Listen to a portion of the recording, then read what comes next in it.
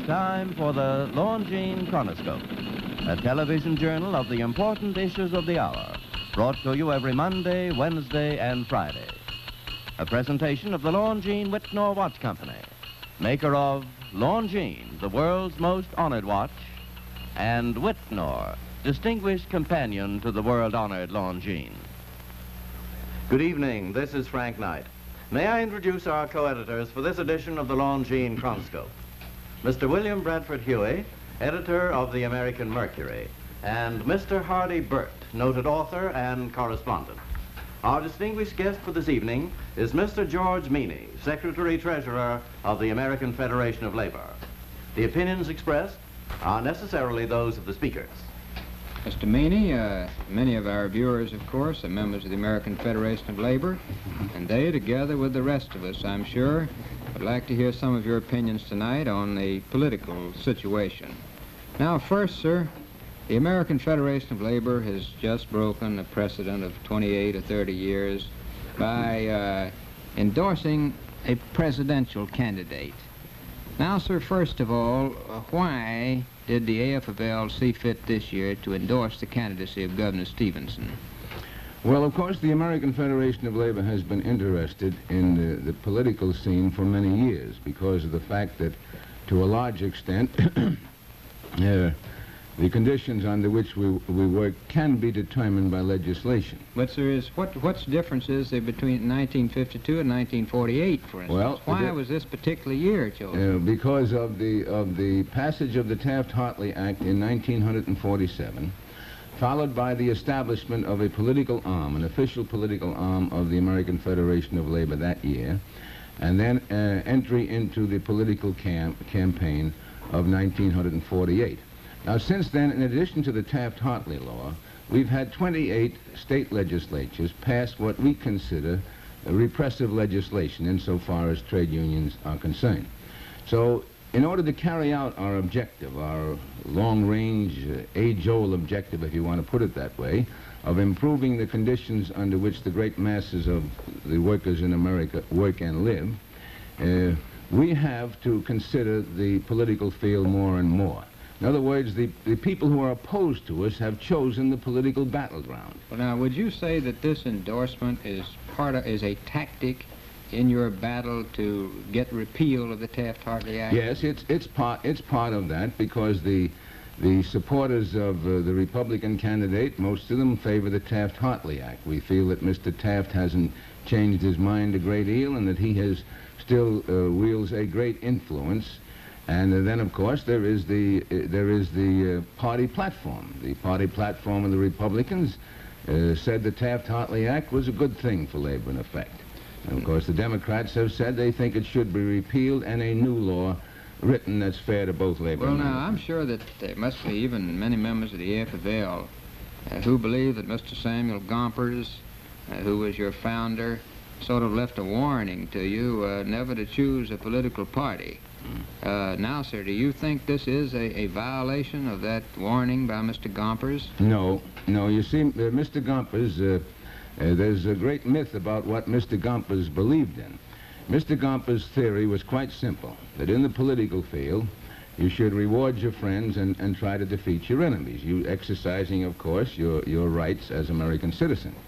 He was quite specific, though, that under no circumstances should the American Federation of Labor tie itself to a political party.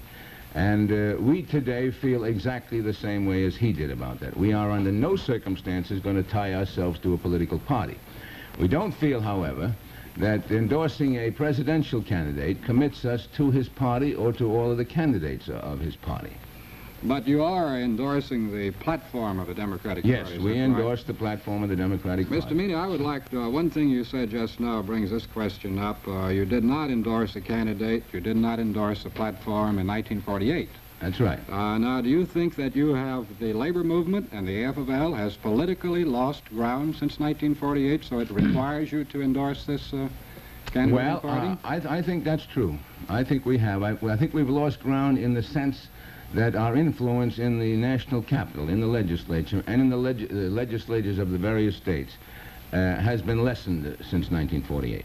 It's in the states itself, though, rather than in the federal government. Oh, in both. In the national capital, there's no question our influence has been lessened since 1948. So, with the election of Stevenson, it's with the election of Stevenson that you expect to regain some ground that you think that you've lost, then? Yes, we feel if Stevenson is elected, that he will take in with him, and of course, political history proves that we're right in this instance, that he will take in with him a Congress dominated by his party. And of course, if General Eisenhower is elected, why, he will take in a Republican Congress. And we feel that our chances are better to repeal the Taft-Hartley law and get a law that's fair to both labor and management and the general public if a Democratic Congress is in Washington, along with a Democratic president. I'm sure that our viewers would like you to explain just this, sir. Now, first of all, your first objective is to get this legislation that you regard as repressive, to get it repealed, isn't it? That's you right. want it repealed outright. We want it repealed and the simultaneous enactment of a fair law. Well, now, it's that business of a fair... That's just a question of legislative mechanics, Mr. Huey. You could, in one bill, repeal the Taft-Hartley Act. Now, that means eliminating from the statute books the amendments that the Taft-Hartley Act made to the Wagner Act of 1935, to the Norris-LaGuardia Act, which was enacted, I think, in 1902 and 1932 regarding injunctions, and to the Corrupt Practices Act, which has to do with the use of finances in campaigns. Now, those are the three laws that the Taft-Hartley amended, see? And of course, that's what we call the Taft-Hartley Act. Now, the legislative mechanics would be to eliminate those amendments to those three laws, and then at the same time, in the same bill, enact a new law to cover labor management. Well, now, relations. that's just the point, sir. Now, any new law must exercise some control over labor, shouldn't it? Any new law that's passed would have to exercise some control over labor and of management. Now, it's just that degree of control over labor that the public is interested in, and our viewers tonight. And that's what we're interested in, is the degree of control over labor. I said, well, could you in indicate... other words, we feel that we shouldn't be compelled, after all the services labor has given, after labor made it possible for America, for instance, to become the arsenal of democracy, as we bragged about, and after labor has fought the communists all over the world, not only in this country, we don't feel we should be compelled to sign a non-communist affidavit in order to operate a trade union under the National Labor Relations Act. Well, getting right That's down... just one point. Yes. Mr. Meany, excuse me. Just getting right down to the roots of the matter, do you believe that there should be any federal legislative control over labor at all? I believe there should be a federal legislative law to control, to whatever extent the federal government can control, or should control, let me put it that way, relations between labor and management. Well, in other words, this is a free society. And of course, labor is free to work and free not to work. And of course, management is free to pursue their business. The investors are free to invest or not to invest. Now, of course, in a free society such as that, there must be some checks and balances to try to keep the economy moving for the benefit of the country as a whole. But speaking of checks and balances now, there's been quite a lot of discussion because of the steel strike of the question of industry-wide bargaining, the question of a man like John L. Lewis or Philip Murray, this doesn't particularly pertain to the FFL, I know, having the power to shut down an entire industry. And it's called industry-wide bargaining. I know technically there is some difference. But do you think there should be any control over industry-wide bargaining? Not unless there's control over the industries themselves. The board of directors of General Motors Company could shut down the motor industry tomorrow morning if they so desired. You say that the head of one union, you forget there's a democratic process, that the head of a union can't do anything unless his members agree with him and unless they give him the power. Now, I don't know of anyone who can stay the head of a corporation or any human society who marches in one direction while his members desire to go in another. That don't last very long. Mr. Meany, I'm sure that our viewers would like you to comment on just one thing. Can you tell us just briefly what you are interested in Europe today, the American Federation of Labor? Well, the American Federation of Labor is interested in the workers of Europe. We've had our representatives in Europe for some years. We have a representative covering Germany and Austria. We have another representative, Mr. Brown, who covers the rest Are you of Europe. fighting communism there? That is what we are there for. We are there to fight communism on the very simple theory that if we can prevent the communists from taking control of the trade unions of Europe, of the great mass of workers of Europe, then we can prevent Europe going communist. Now, a case in point, and a very good example, is Czechoslovakia back in 1947. The communists didn't own any banks in Czechoslovakia. They didn't own any industries. They didn't own any newspapers except the Prague counterpart to the New York Daily Worker, a regular commie red sheet. They didn't have more than 28% of the legislature of that country. But within 7 days, after they took control of that free trade union movement, and it was just as free as our movement is today, within 7 days after they took control of that movement, they moved Mr. Beneš out and took control of the country. Well, sir, so that's why we're in Europe. Now, as a final question, sir, you have, of course, the AFL, the labor movement, has made great progress in the last 30 years. Now, what do you foresee for labor during the... You say you suffered losses in the last 4. What do you foresee in the next 4 to 8 years, sir? I say we suffered losses in influence in the legislatures. We haven't really suffered any great losses except the losses due to the rising price structure. I foresee continued progress in America because I feel that the trade union movement has made a great contribution. We're not perfect, and everything we do isn't perfect, but we have made a great contribution to this country of building up the standards of life. We'll make some mistakes, and I think in these modern times, with modern methods, our way is a little more difficult than it was before. Well, but I'm confident that we'll make our contribution, that America has a great future. Well, thank you very much for being with us, sir.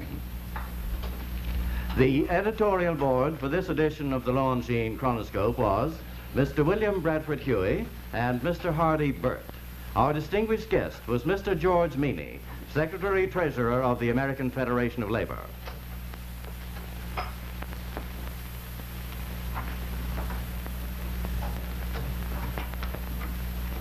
Now, as it concerns a watch, wouldn't you say that prestige is pride of possession?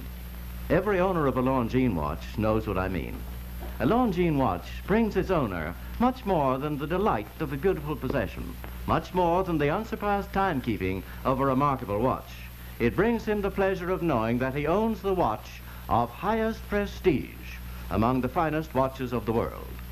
Longines is the only watch in history to win 10 World's Fair grand prizes and 28 gold medal awards. And in observatory accuracy contests, the record of Longines watches is unsurpassed. Truly, when you own a Longines watch, you're conscious that it is, in fact, the world's most honored watch. So, when next you buy a watch, either for yourself or as a gift, remember this fact. And remember, too, that if you pay $71.50 or more for a watch, you're paying the price of a Longines.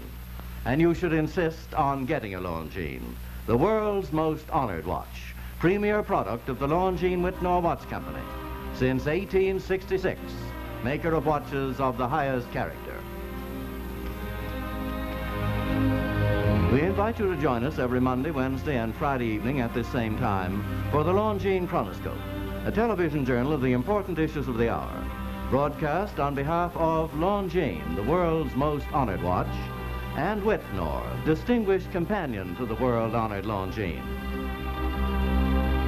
This is Frank Knight, reminding you that Longines and Whitnall watches are sold and serviced from coast to coast by more than 4,000 leading jewelers who proudly display this emblem. Agency for Longines Whitnall watches. Remember, Sundays, see it now on the CBS television network.